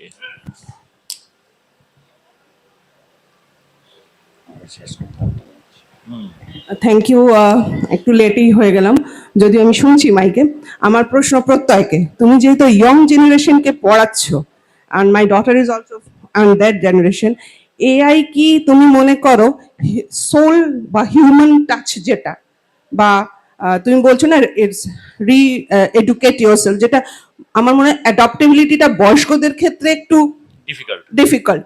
তোমার কি মনে হয় এই জেনারেশন কি খুব তাড়াতাড়ি এআই কে অ্যাডপ্ট করছে, তারা মেশিন লার্নিং এগুলোতে বেশি ইউজ টু হয়ে যাচ্ছে than using her there brain and মানে কমন সেন্স? হ্যাঁ, মানে এইটা হচ্ছে যে জেনারেশন টু জেনারেশন এইটা ইনএভিটেবল। মানে যে কোনো গোয়িং ফরওয়ার্ড, যে কোনো আমার মেয়ে 8 বছর বয়স, তো ও কিন্তু অনেক ওই মোবাইল কিন্তু ওকে কেউ শেখাতে হয়নি আর কি, যে মোবাইলে কোনটা কি করলে অনেক কিছু জানে যেটা আমিও জানি না আর কি। সুতরাং ওই যখন মানে মানুষ তো কি একটা মানে ইনটুইশন থেকে শেখে, তো কেউ তাকে শেখায় না।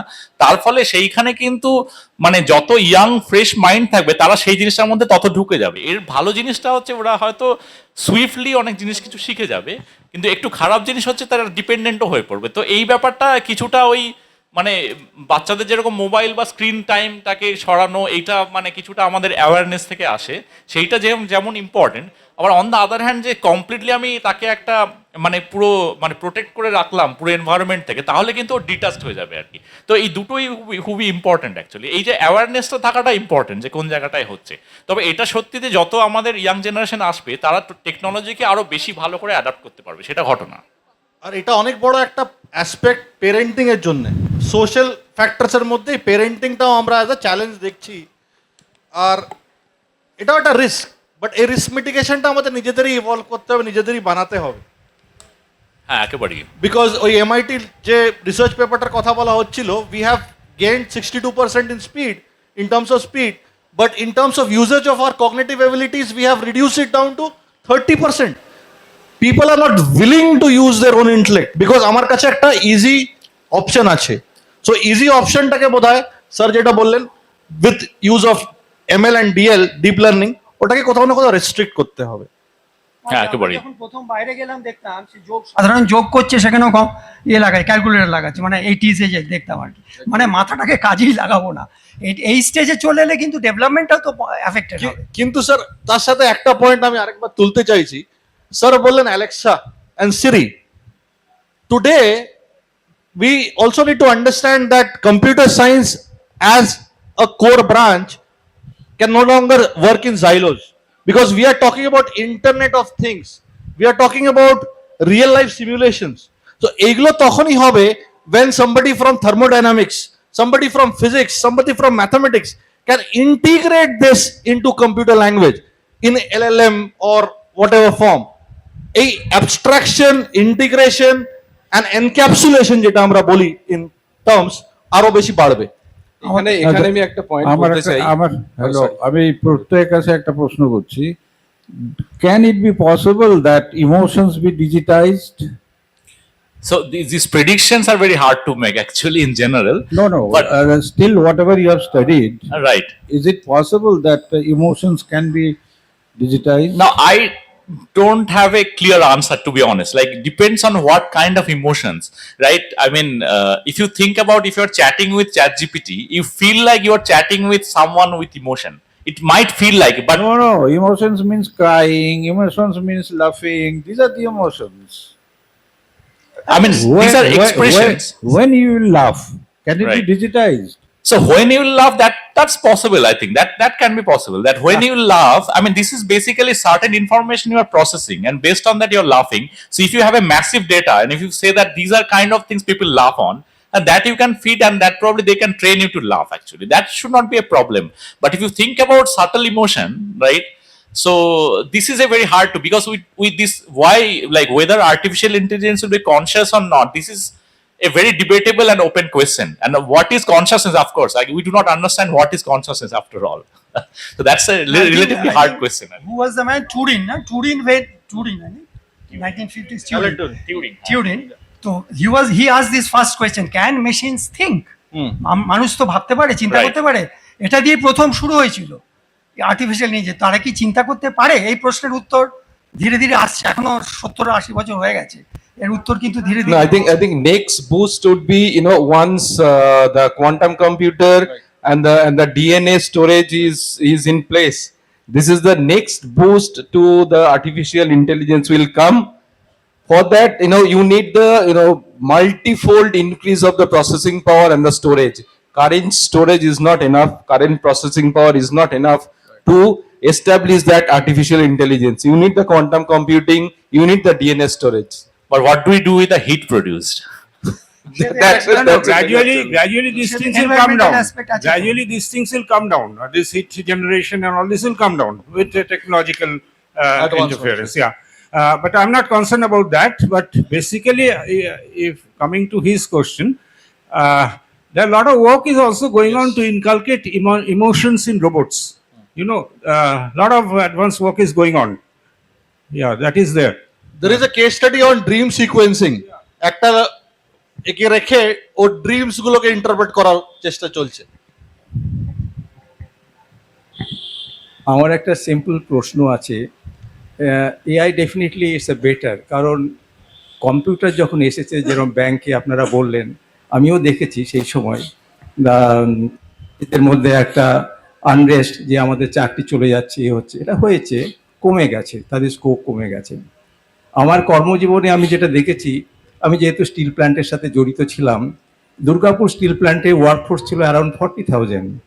After modernisation it came down to 20,000। তার মানে 20,000 লোকের কর্মসংস্থানের ওখানে ছেদ হয়ে গেল। সেই রকম আমি ইস্কো মডার্নাইজেশনের সময় আমি ওখানে ছিলাম, ওখানে আমাদের টোটাল ম্যান পাওয়ার স্ট্রেন্থ ছিল 5,500, কারণ তখন কম্পিউটার এসে গেছে, অনেক কিছু প্লান্ট কম্পিউটারাইজড হয়ে গেছে। সুতরাং এখানে আনএমপ্লয়মেন্ট প্রবলেম এটা এসে গেছে। তাহলে এইটাকে আমরা ট্যাকল করতে গেলে আমরা পারিনি এখনো, সত্যি কথায় আমাদের আনএমপ্লয়মেন্ট এখন অনেক, এবং সেই অনুযায়ী কর্মসংস্থান তো এখানে নেই এবং ডেভেলপমেন্টের নেই। এটা একটা প্রবলেম, এটা economic problem of the country. Similarly AI এসে গেলে আমাদের আরও কর্মসংস্থান কমবে, এটা ডেফিনিট, এবং definitely AI is we welcome, কিন্তু how we are going to accept in the national level, in the economic growth of the country and all this things, সেটা আমার প্রশ্ন থেকেই যাচ্ছে। আমরা ডেফিনেটলি এইখানে আমরা কিছু করতে পারছি না। এখানে পলিটিক্যাল লেভেলে কিভাবে কি করা হবে জানি না, তবে এটা একটা থ্রেট আমার মনে হয়, এটাই আমার আশঙ্কা।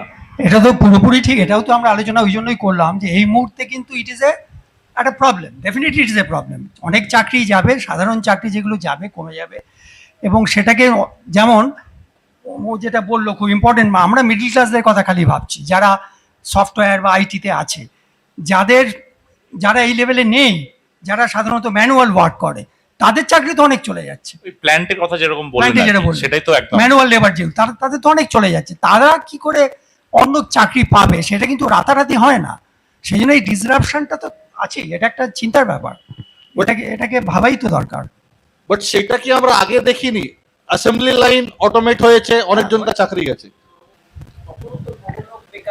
হ্যাঁ, কিন্তু ওই হ্যাঁ বলুন আপনি সেই সেই হ্যাঁ বলুন বলুন না লাঙল থেকে ট্রাক্টর উনি এক্সাম্পলটা বলছেন বলুন না লাঙল থেকে যখন ট্র্যাক্টর এলো তখন তো চাষিদের তো বহু মানে বেকার হয়ে গেল, কিন্তু ultimately we absorb that force that হ্যাঁ কিন্তু কোথায় অ্যাবজর্ভ করেছে সেটাও ইম্পর্টেন্ট। সেটা সেটা তো ডাটাবেস আপনারা বলতে পারবেন। সেইটা হচ্ছে যে মানে মানে ওভারঅল দেখা যাচ্ছে যে একটা হিউজ মিগ্রেশন হয়েছে গ্রাম থেকে শহরে। এবারে যেই মানুষগুলো জমি বা যারা ধরুন ভাগ চাষী ছিল, যে জমি চলে গেছে, তারা এখানে এসে কি করছে ম্যানুয়াল লেবার করছে বিভিন্ন জায়গায়, এবং তারা থাকছে একটা অত্যন্ত অস্বাস্থ্যকর পরিবেশে, যেখানে তারা গ্রামে একটা হয়তো তাদের একটা একফালি জমি ছিল।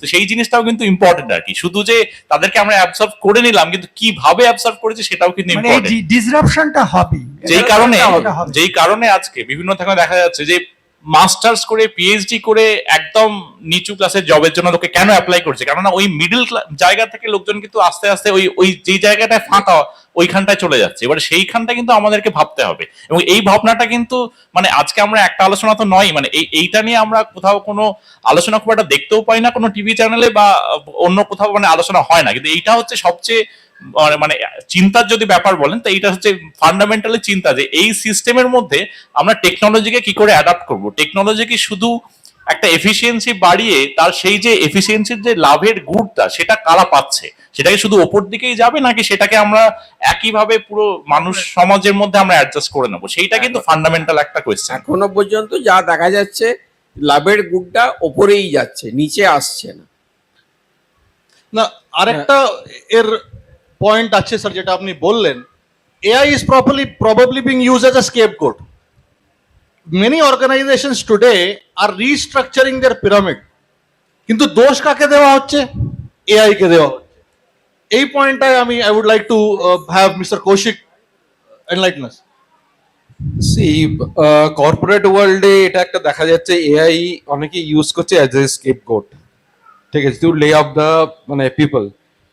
এটার সঙ্গে আরো তার সাকরেদ হয়েছে হচ্ছে কোভিডের পিরিয়ডে অ্যাডিশনাল রিক্রুটমেন্ট, ঠিক আছে। এটা যদি মানে এটা 2+2 হয়ে গেছে। কোভিডের সময় ইউএস ফেডারেল মানে মানি মিন্ট করে গেছে, you take the project, take the money, লোকজন রিক্রুট হয়েছে।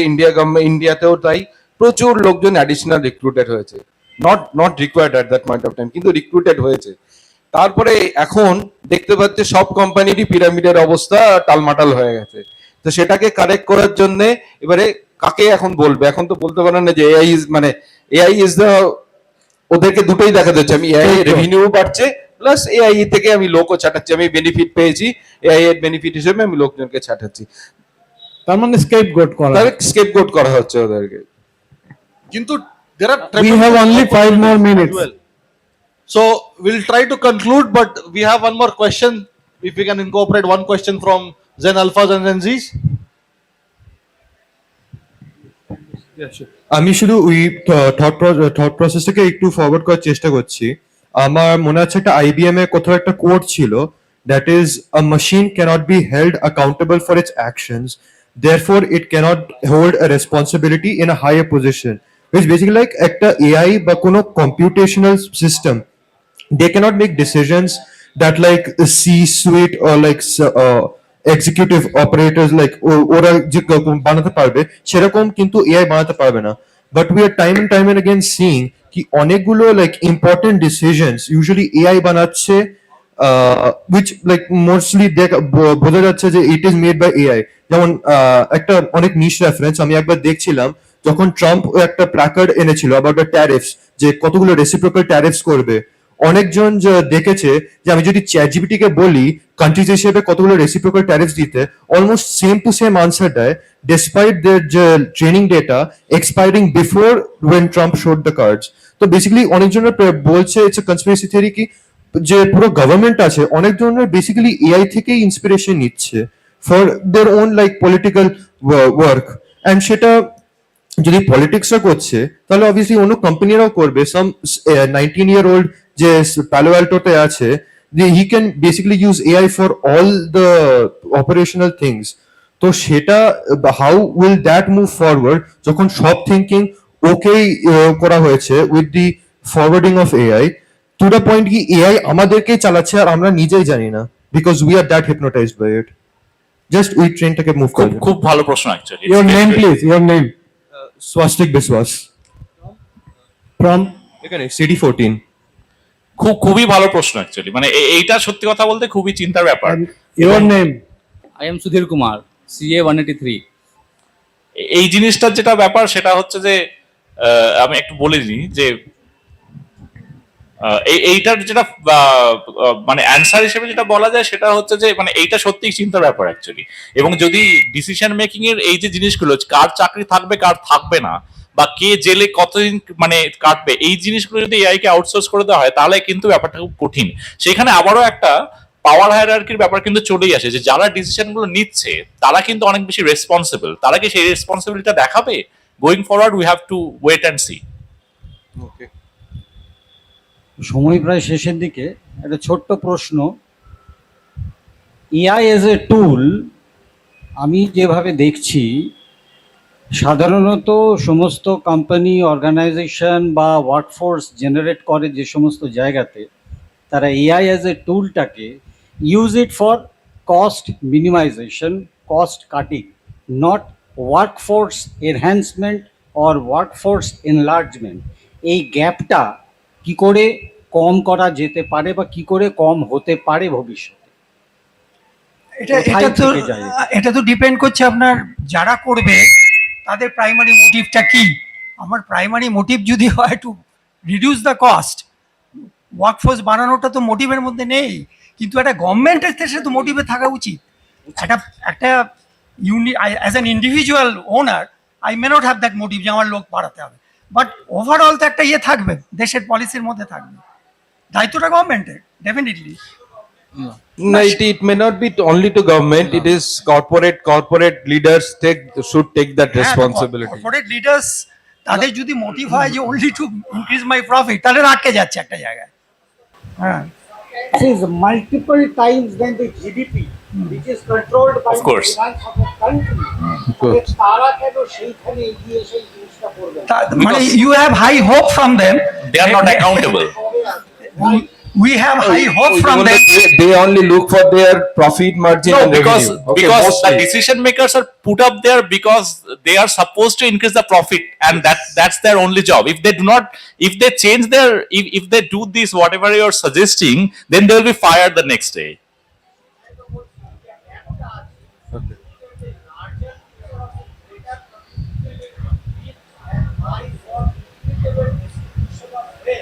Oh, উনি একটা কোয়েশ্চেন করছেন। হ্যাঁ, ট্রু। তো আমাদের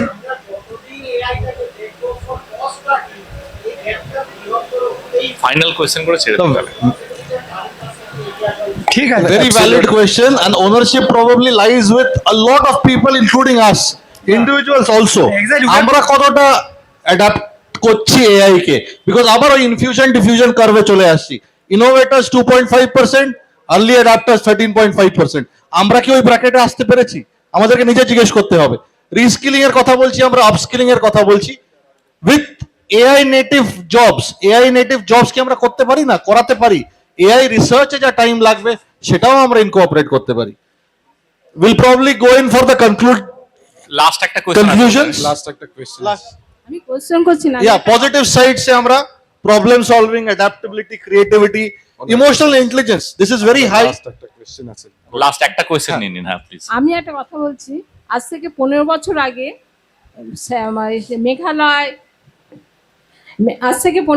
আগে মেঘালয় বা মণিপুর এসব দূরে যে স্টেটগুলো স্যালারি পেত মাসের 15 তারিখে, কিন্তু কম্পিউটার আসার আগে অনেক আন্দোলন হয়েছে, কিন্তু কম্পিউটার আসার পরে তারা মায়না পাচ্ছে একদম। আমরা ক্যালকাটা বা দিল্লির লোকরা যেমন 1 তারিখে পায়, ঠিক সেরকম পেত কম্পিউটার আসার পরে। আগে অ্যাকাউন্টস পাঠানো হতো, মাসে অ্যাকাউন্টসটা যেত হয়তো মাসের 15 তারিখে, কিন্তু এখন কম্পিউটার আসার পরে অ্যাকাউন্টসটা যেই করলো সঙ্গে সঙ্গে একটা বোতাম টেপা হলো, অ্যাকাউন্টস চলে যাচ্ছে দিল্লি। মানে কথা বলছি যে আমার কম্পিউটার আসার পরে আমার অনেক আলোচনা হয়েছে, বাট রেজাল্টটা হচ্ছে কম্পিউটার আসার পরে সঙ্গে সঙ্গে অ্যাকাউন্টস আমার দিল্লি চলে যাচ্ছে। একদম valid point, very valid point madam. তেমনি এআই আসায় এখন অনেক আলোচনা হচ্ছে, কিন্তু এআইও আমাদের এরকম অনেক কিছু এফিসিয়েন্সি দেবে। হ্যাঁ, সেটা তো অবশ্যই, সেই জন্যই আমাদের এমব্রেস করতে হবে নিউ টেকনোলজি। আমাদেরকে হ্যালো, আমি শেষ একটা কথা বলে দিই, এআই ইটসেলফ তো কোনো খারাপ না, সায়েন্সের যে কোনো ইনভেনশনই মানুষের ভালোর জন্যই করে, তার ইউজ কীভাবে হবে তার উপর ডিপেন্ড করে। কিন্তু আজকে এই সারা পৃথিবী, এই নেপাল, বাংলাদেশ বা বিভিন্ন জায়গায় যে এগুলো হচ্ছে, তার মূল কারণটা হলো আনএমপ্লয়মেন্ট। এই আনএমপ্লয়মেন্টটা কিন্তু দিন দিন গোটা পৃথিবী জুড়ে বেড়ে যাচ্ছে। তাহলে এআই আসার পরে আরো আনএমপ্লয়মেন্ট বাড়বে, তাদের কি হবে? ম্যাডাম যে একটা কথা বলেন, অশান্তিগুলো হবে, গোটা পৃথিবী যদি নাই থাকে, নিজেদের মধ্যে কেউ কেউ মরে, তাহলে কি সায়েন্স কি করবে? জাস্ট ম্যাডাম যে একটা কথা বললেন, আপনার কোয়েশ্চেনটা দুটোকে অ্যাড করে দিচ্ছি। We are talking about digital globalisation at the same time global digitalisation. এই জিনিসটা আমাদের বুঝতে হবে। ডিজিটাল গ্লোবালাইজেশন কিন্তু হচ্ছে। আজকে ইন্ডিয়ান শাড়ি সিল্ক আমি ইউরোপে খুঁজতে পারি, পারচেজ করতে পারি, কিন্তু at the same time global digitalization হচ্ছে। এটার ফলে কি হবে, the boundaries between human to human, যেটা প্রত্যয় বললেন, ওটা কমে যাবে, কনফ্লিক্টস গুলো কমে যাবে। Why? Because that globalisation will be driven by digitalization. Very valid questions. We'll probably open the session for the concludatory remarks. শেষ করতে হবে বোধহয়। we have to close না, this আমার মনে session. হয় অনেক কথা হলো, যে যা বলার হয়ে গেছে, যা বলার হয়ে গেছে। আমার আমলাবোধা, মনে হয় কনক্লুডিং সেশনের আলাদা করে দরকার আছে। আমলাবোধা, if you- তুমি করে দাও কন্ট্রোল। আর সেই জন্য আমি আবার বলছি, উইদাউট হিউম্যান বিংস কিন্তু কিছু হবে না। তাই human beings plus AI, I always go for that. human in the loop always. আমি একটু ময়ূককে রিকোয়েস্ট করব যে তুমি এই যে the skills that AI can't replicate yet, এই যে পয়েন্টগুলো, এগুলো আমাদের hope. So we must be thinking about this. The things that can be replicated by AI, সেটা তো রেপ্লিকেট হবেই, করে যাবে, এবং we can't stop that. But what we can do, we can work on our own creativity, on our own critical thinking, on our own problem solving, adaptability, etc. Emotional intelligence. একজন এখানে প্রশ্ন করছিলেন, mister Suraj বোধহয়, হ্যাঁ, উনি বলছিলেন যে অনেক সফটওয়্যারে দেখা যাচ্ছে যে behaves like as if it is emotionally intelligent. You are not happy now, you have some problem, tell me what is your problem. Those things have come in the market. Kintu how much they are really, যেটা প্রত্যয় একটু আগে বললো, very important, যে ক্লাসে গিয়ে lecture দেওয়া, তার দুটো সাইডে বেনিফিট আছে, এবং ultimately communications happen far far better then the digital communication. কারণ এনগেজমেন্টটা আসে না। We human beings, we have developed the communication skill over millions of years. It is not a 1 day or 2 days job or 50 years job. AI is perhaps old, 50 or 60 years old, right? So our intelligence has developed from millions of years. So they cannot be compared. This terminology, Pratya has already told, যে terminology has been given artificial intelligence, আমার যতদূর মনে হয় অনেকটা বাণিজ্যিক কারণে দেওয়া হয়েছিল হয়তো, কিন্তু কতটা হিউম্যান ইন্টেলিজেন্সের কাছাকাছি আসছে বা আসতে পারবে, দ্যাট ইজ কোয়াইট ডাউটফুল। এটা আমি অন্তত মনে করি, প্রত্যয় অলসো হ্যাজ সাপোর্টেড। এবং আমাদের আজকের এই অনুষ্ঠান, এখানে এই অনুষ্ঠানটা ডাকার পেছনে এটা একটা বড় কারণ ছিল যে can we unhype these hypes that are being spread across the globe by the large companies for their own benefits? একটা হাইপ তৈরি করেছে, এমন একটা হাইপ যে মানে এআই ছাড়া তোমার চলবেই না। এটা না বাণিজ্যিক কারণে অনেক বেশি হাইপ তৈরি করা, যেমন এখন হচ্ছে কোলেস্টেরলের ওষুধ, ব্লাড সুগারের ওষুধ যেরকম হাইপ করে তৈরি করা, স্ট্যাটিন খেতেই হবে আপনাকে, এটাও সেরকম হাইপ তৈরি করা যে এগুলো নিতে হবে। এগুলো সব বাণিজ্যের অংশ। কাজে আমরা না এটাকে পুরোপুরি রিজেক্ট করতে পারি, না আমরা পুরোপুরি অ্যাকসেপ্ট করতে পারি। We have to apply our judgement. আচ্ছা, এবার লাস্ট স্লাইডটাতে আমি যাব। এখানে last but one, AI job creates, কি কি জব ক্রিয়েট করছে, এগুলো যদি আমি ইয়াং জেনারেশনকে সবাইকে রিকোয়েস্ট করব, if anyone is interested to go through this presentation, please contact me, I will share this on WhatsApp or via mail or what ever. কারণ আমাদের সময় খুব অল্প, এখন আমাদের সময় এগিয়ে যাচ্ছে, আমাদের আরতির সময় হয়ে গেছে, তো আমরা এখন শেষ করতে হবে। তো এই জন্য আমি ময়ূককে এবং এখানে এক্সপার্টরা রয়েছেন কৌশিককে সবাইকে বলবো যে একদম লাস্ট স্লাইডে আমি চলে যাব, যে লেট আস কনক্লুড দিস। এটা অলরেডি আলোচনা হয়ে গেছে, কিন্তু আরেকবার রিপিট করা উচিত এটা বোঝাবার জন্য, how AI is important and how humans are also important. তো একদম হ্যাঁ, প্রিটি গুড সামারি অ্যাকচুয়ালি, বড় summary। Concluding remarks. আমার মনে হয় যে উনি যা বলেছেন, মানে আমার মনে হয় আমি আবার রিপিট করছি, ওই জন্য human plus AI, we should go for that. শুধু এআই দিয়ে হবে না, আর শুধু হিউম্যান দিয়েও আজকে আটকে যাচ্ছি আমরা একটা জায়গায়। তো মানে এআইকেও নিতে হবে plus with human. We are talking about collaboration rather than competing. Collaboration.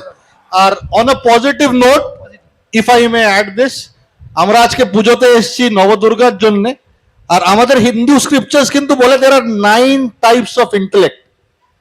আজকে modern science also believes that there are 9 types of intellect. আমরা এআই কে যেটা দিয়ে যেটা রিপ্লেস করতে পারি, that is only one type of intellect.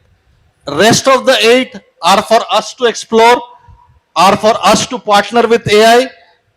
With that, we rest our case. So I suppose, Mr. Suraj, you have got your answer. Okay. Humans have a lot of other aspects which are very, very important in human life. Unfortunately, some of our young generation, I'm not talking about you, but there are a lot of them who have already started thinking that there is no hope. And this is what we should actually wipe out. We should not think like that. There are a lot of scopes, it depends on us. So it is a future of partnership. That is where we want to conclude.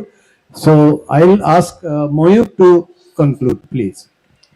Thank you so much. And on behalf of CD Block, I extend a very heartfelt thanks to Mr. Datta and his team for organizing and conceptualizing something like this to create a lot of awareness about AI. আমরা যে আজকে open ফোরামে এসে AI এর জন্য কথা বলছি সবাই মিলে, we have 4 generations amongst us, which is an incredible thing. That is what family is all about. আর এই ফ্যামিলি ডিসকাশনস, এই টেকনোলজিক্যাল ডিসকাশনস গুলো আমরা আরো in due course of time knowledge based events এর through করব. We look forward to all your support. Thanks to our distinguished speakers for investing their time with us. And thanks to the lovely audience for the lovely interaction and the inquisitive questions, which really made us ponder and think. অডিয়েন্সটা বাড়লো কি এই intelligence শোনার জন্য, না ধূপের ধোঁয়ায়? Thank you so much. Doesn't matter. Thank you so much. Thank you.